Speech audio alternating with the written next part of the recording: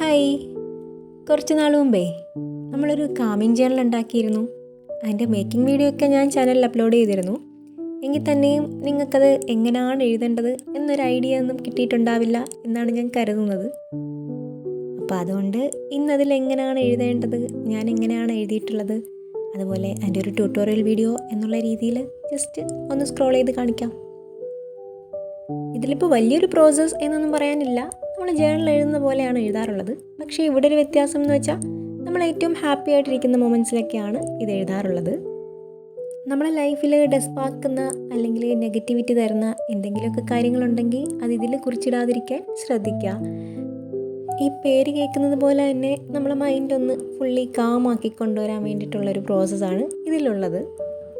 അതായത് രമണ, നമ്മുടെ ഈ ഇൻവെർട്ടറിൻ്റെയൊക്കെ ഒരു വർക്കിംഗ് മെക്കാനിസം ഇല്ലേ? ഡയറക്റ്റ് കറണ്ടിനെ ഓൾട്ടർനേറ്റീവ് കറണ്ടായി സ്റ്റോർ ചെയ്ത് വെക്കുന്നു. പിന്നെ ആവശ്യമുള്ളപ്പോൾ ആ കറണ്ടിനെ നമുക്ക് യൂസ് ചെയ്യാം. ആ ഒരു മെക്കാനിസം തന്നെ ഈ ഒരു ജേണലിലും. ഇവിടെ ഈ ഡയറക്റ്റ് കറണ്ട് എന്ന് പറയുന്നത് നമ്മുടെ ഹാപ്പിനെസ്സും കുറച്ച് പീസ്ഫുൾ ആയിട്ടുള്ള മൊമെൻറ്റ്സും ഒക്കെയാണ്. ഇനി ഇതെങ്ങനെ സ്റ്റോർ ചെയ്യാമെന്ന് വെച്ചാൽ നമ്മൾ ആ പീസ്ഫുൾ ആയിട്ടുള്ള മൊമെൻറ്റ്സിലും ഹാപ്പിനെസ്സിലും ഒക്കെ ഒന്ന് ജേണൽ എഴുതുന്നു. ആ ഒരു ഹാങ് ഓവറിൽ നമ്മൾ എഴുതുന്ന ആ ഒരു മൊമെൻറ്റ്സിൻ്റെയൊക്കെ പീസ്ഫുൾനെസ് ഈ ജേണലിലൊന്ന് സ്റ്റോർ ചെയ്ത് വെക്കുന്നു. പിന്നെ നമ്മൾ ഡെസ്പ് ആവുന്ന സമയത്ത് മെല്ലെ ഈ ജേണലെടുത്ത് ഒന്ന് മറിച്ച് നോക്കിയാൽ മതി. അതിനകത്ത് ഓൾറെഡി നമ്മൾ സ്റ്റോർ ചെയ്ത് വെച്ചിട്ടുള്ള പീസ്ഫുള്ളും ഹാപ്പിനെസ്സും ആയിട്ടുള്ള മൊമെൻറ്റ്സിൻ്റെയൊക്കെ ഒരു വൈബില്ലേ, അതിങ്ങനെ മെല്ലെ അരിച്ചിറങ്ങി നമ്മുടെ മനസ്സിലേക്ക് അങ്ങ് കയറിക്കോളും. പിന്നെ നമ്മുടെയൊക്കെ വേ ഓഫ് കാമിങ് എങ്ങനെയാണെന്ന് നമുക്ക് മാത്രമേ അറിയൂ. ഇവിടെ ഇപ്പോൾ എൻ്റെ വേ ഓഫ് കാമിങ് ആണ് ഞാൻ ഫുള്ളി ഇവിടെ അപ്ലൈ ചെയ്തിട്ടുള്ളത്. അതായത് ലൈഫിൽ നമ്മൾ തന്നെ നമുക്ക് സമ്മാനിച്ചിട്ടുള്ള കുഞ്ഞു കുഞ്ഞു ഗിഫ്റ്റുകൾ, അതുപോലെ നമുക്കിഷ്ടമുള്ള സ്മെല്ല് വെച്ചിട്ടുള്ള അരോമ തെറാപ്പി, പിന്നെ നമുക്കിഷ്ടമുള്ള രീതിയിൽ ഒരു കുഞ്ഞു പസിലും കൂടെ സെറ്റ് ചെയ്തെടുക്കാം.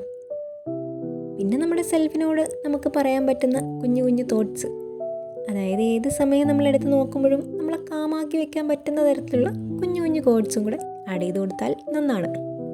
മൊത്തത്തിൽ പറഞ്ഞാൽ നമ്മുടേതായിട്ടുള്ളൊരു കുഞ്ഞു ലോകം. അല്ലെങ്കിലും നമ്മുടെ ചുറ്റിനും ഒരുപാട് തണലുകളുണ്ടെങ്കിലും നമ്മളെ റിപ്പയർ ചെയ്തെടുക്കാൻ നമുക്ക് മാത്രമേ പറ്റത്തുള്ളൂ, അല്ലേ? അപ്പോൾ നമ്മളെ റിപ്പയർ ചെയ്യാനുള്ള നമ്മുടെ സെൽഫിനെ നമ്മളൊന്ന് കാമാക്കി വെക്കുന്നത് എന്തുകൊണ്ടും നല്ലതല്ലേ? പിന്നെ ഇഷ്ടമായ സപ്പോർട്ട് ചെയ്ത് കൂടെ കൂടിക്കോളൂ.